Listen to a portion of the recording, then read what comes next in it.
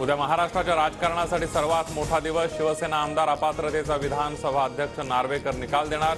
राष्ट्रवादीबाबतचा निर्णयही 30 जानेवारीपर्यंत देण्याचं विधान।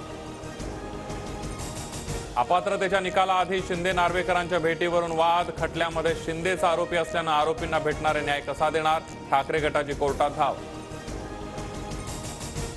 निकाल देण्याच्या आधी नार्वेकर शिंदेना भेटत असल्यास संशयाला वाव। शरद पवार आणि उद्धव ठाकरेंची टीका, तर बहुमत असल्यानं आम्हीच जिंकणार, शिंदे गटाचा दावा। निर्णय प्रक्रियेवर दबाव टाकण्यासाठी बिनबुडाचे आरोप। अध्यक्ष असलो तर इतर कामांसाठी मुख्यमंत्र्यांना भेटू शकत नाही का? नार्वेकर ठाकरेंवर संताप।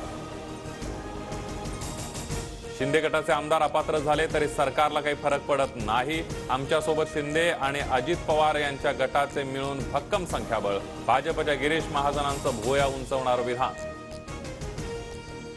महाविकास आघाडीच्या बैठकीमध्ये जागा वाटपाचे सूत्र ठरलं। महाविकास आघाडीमध्ये ठाकरे गट जास्त जागा लढणार।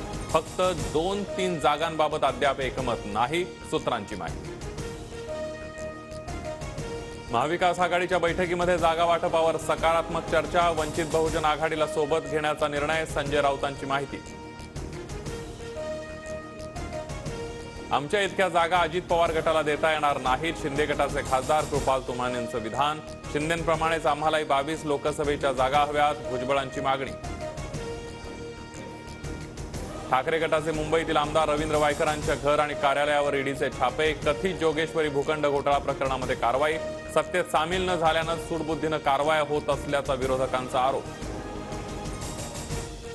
राजकीय आकसापोटी कुणावरही कारवाई नाही, कर नाही त्याला डर कशाला? वायकरांच्या छाप्यावर मुख्यमंत्री शिंदेंची प्रतिक्रिया। काँग्रेस नेते सुनील केदार यांना जामीन मंजूर। नागपूर जिल्हा बँक घोटाळा प्रकरणामध्ये केदारांना हायकोर्टाचा मोठा दिलासा। पंढरपुरातील विठ्ठल रुक्मिणी समिती बरखास्त करा। जनहित शेतकरी संघटनेचं 8 दिवसांपासून बेमुदत धरणे आंदोलन। मुदत संपल्यानंतरही सदस्य कार्यरत। समितीमध्ये भ्रष्टाचार, प्रभाकर देशमुखांचा आरोप। धनगर आरक्षणाबाबतच्या याचिकेवरील सुनावणी अपूर्णच। युक्तिवादासाठी हायकोर्टाकडून पुढील तारीख दिली जाणार। अयोध्येतील राम मंदिराच्या गर्भगृहाला सुवर्णद्वार। सोन्यानं मढवलेल्या द्वाराची दृश्य TV9 मराठीवर। 22 जानेवारीला पंतप्रधानांच्या हस्ते रामलल्लांची प्राणप्रतिष्ठा होणार।